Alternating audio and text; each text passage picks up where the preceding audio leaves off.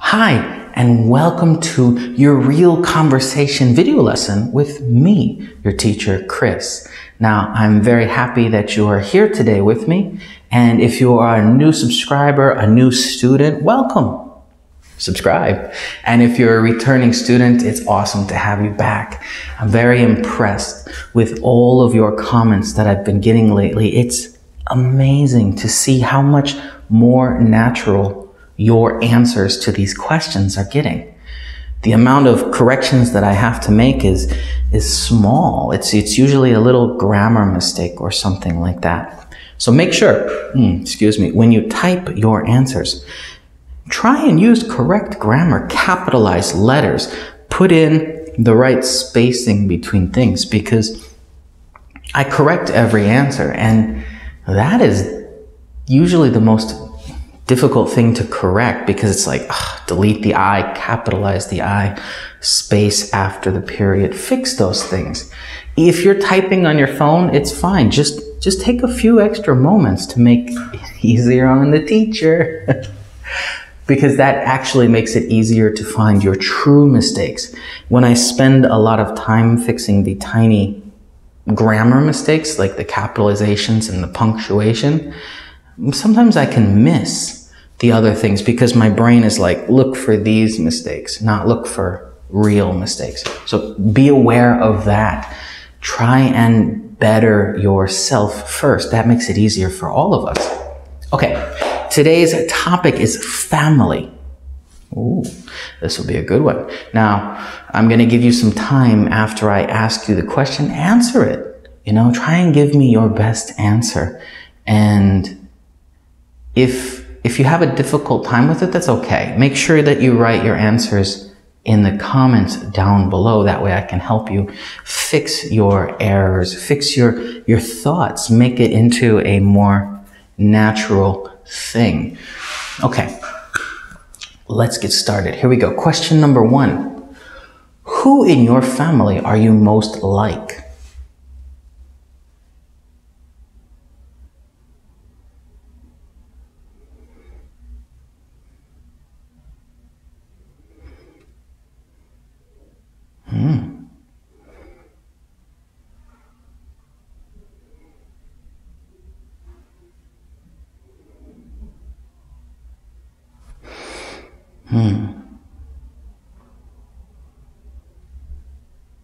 That's not really a problem, right? Being like your parents or like a family member is probably a good thing. Question number 2, who is the most generous person in your family?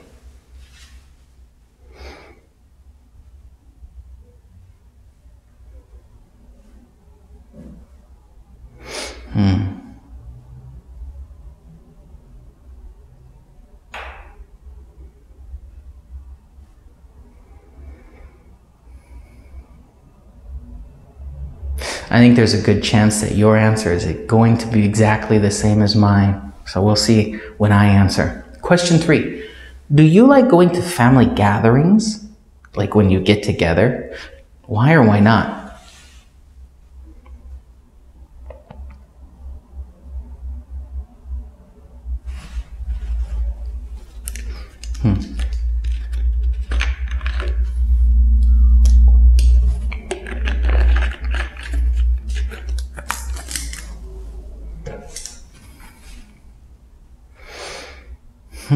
I think I'm going to be very different from most of my students when I answer this one. Question number, I really didn't number these again, sorry. Question number 4. How often do you see your parents, and how about your extended family? Do you see your extended family often?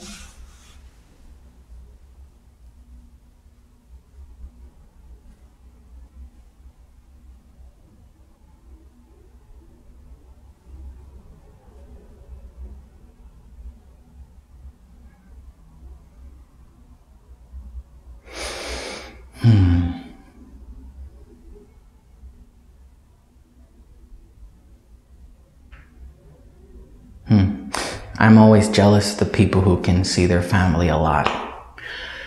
Question 5, I believe. Have you ever been to a large family reunion. How did it go?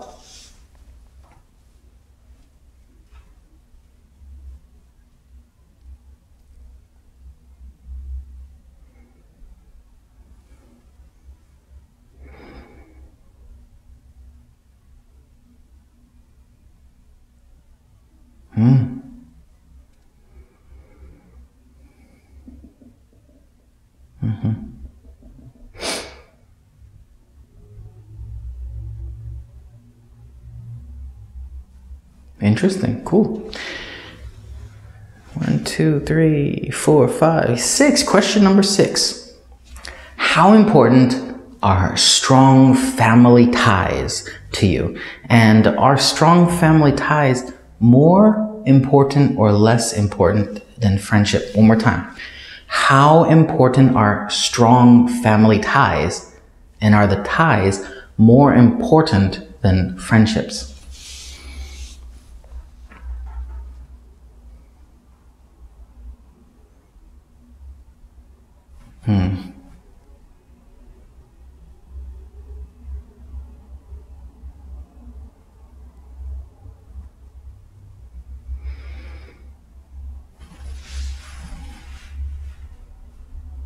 Yeah.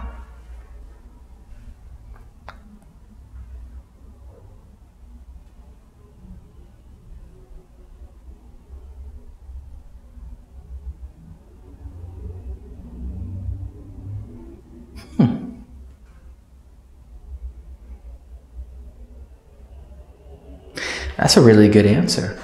Okay, I'm going to give you my answers now, and we'll see how different our opinions on this are, because I have a feeling that my answers are going to be very different from your answers. So, number 1, who in your family are you most like? If I was forced to choose a person that I'm most similar to, it would be my mother, because we share similar levels of creativity and ability to just make something from nothing. And we also share, she raised me the most, so we share similar ideals and ways of thinking about stuff. So, and that's a good thing for me because I admire my mother a lot. Question number 2, who is the most generous person in your family? Yet again, easily this is my mother, and I try to be second, but I don't think I could ever be more generous than my mother. And I have a feeling that most people answered mother as well. There's something about being a mother where you just give up your own ambitions and your own desires in favor of your family. And that is one of the most generous things that usually men and children don't ever understand or appreciate until long into their life, until sadly that person has passed away. It's a shame too, because you don't tend to recognize the people who are the most generous until they're gone. And for me, I'm fortunate because I recognize right away that it is clearly my mother. And even knowing that, I know there's still more that she does that just slides under awareness that I don't even notice, that people don't notice. And that is the true mark of a generous person, just giving of themselves. 3, do you like going to family gatherings? Why or why not? Yet another one. I'm probably very different from yours. I hate going to family gatherings. And maybe it's a selfish thing, but growing up, my family moved around a lot. So I didn't get a chance to grow up around my family. We were always very far away, and you would hear from them from holidays or birthdays or things like that. So I didn't grow up. I don't have a very close connection with most of my family. So when I went to these family reunions, you got to remember, I don't have that same strong emotional connection that other people have. I'm weird, right? But when I would go to a family gathering, they would be like, "Oh, hi, Chris. I remember when you were this big," or it's like, and I wouldn't understand who this person was. or why that mattered to me. It didn't make sense. To them, it was awesome seeing me again. But for me, seeing this person I don't know, I don't interact with, was awkward. So family reunions and things like that were always very awkward for me, and I hated it. I always felt uncomfortable because I don't know these people. They know me, but I don't know them. I don't truly know who they are. I know, like, this is my uncle, but who is he? Or this is my second cousin. Who is she? I don't know. So, told you, my answer is probably very different. How often do you see your parents? How about your extended family? Now, this is something that I don't like, but like I said, I live in South Korea. I'm very, very far away from my family, and I haven't seen my mother in about almost 4 years now, and it's just so expensive. I can't afford to fly there. I can't afford to fly back and see her. Plus, my job does not give me the vacation time that I deserve. And I have no time to even do it. It's a 2-day trip just to fly there. And then it's a 2-day trip to come back. So if I had a 5-day vacation, that's 1 day.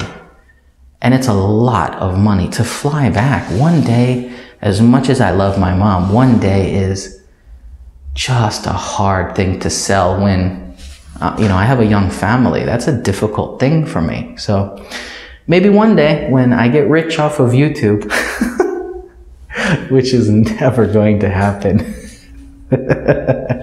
but you never know. I hope next year that I can see my mom, and as for extended family, it's been even longer. Sorry.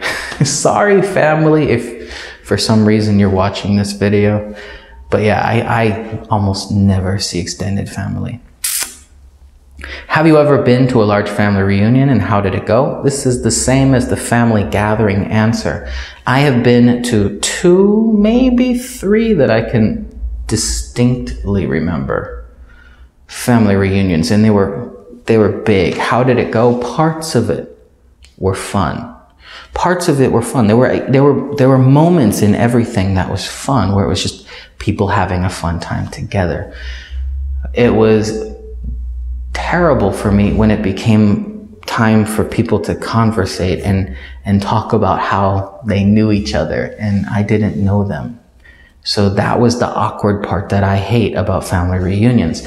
Hanging out, doing things, these people or, my family, that's great. Let's play games. Let's have fun together. Let's eat some food. But when it came to talking and having this, we're related. Do you remember this? No, I'm sorry, I don't. I remember a lot of stuff, but emotion-based memories, gone. So that's something that was very difficult for me. And the last question, how important are strong family ties to you? Are strong family ties more or less important than close friendships? Now remember, these questions will be in the video description. That's a long question. Strong family ties are very important to me because family comes first. Right? Family comes first. Now, if I have a friend who is an extreme friend, like my brother, my friend who I call my brother, he is no longer a friend. He is family. So he's up in the family first thing. That is one of the parts about family, is family doesn't have to just be blood. It is a connection to someone who's more important than a friend.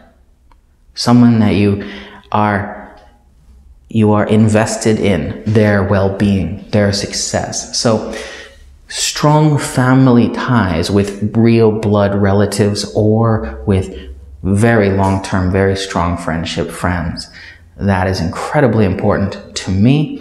And are they more important than just friendship? Yes, absolutely. I mean, There's no offense in that. No one should take offense that someone's family is more important than the friendship that they share. If you do, you are not a real friend.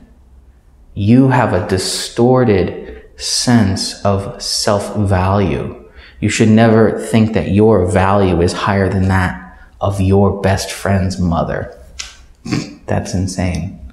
So for me, strong family ties, remember, I'm putting extreme friends, long-term friends that you just completely trust.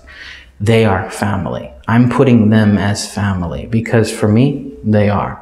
I don't have very many of them. I think I have one now. So he's family. You see what I mean?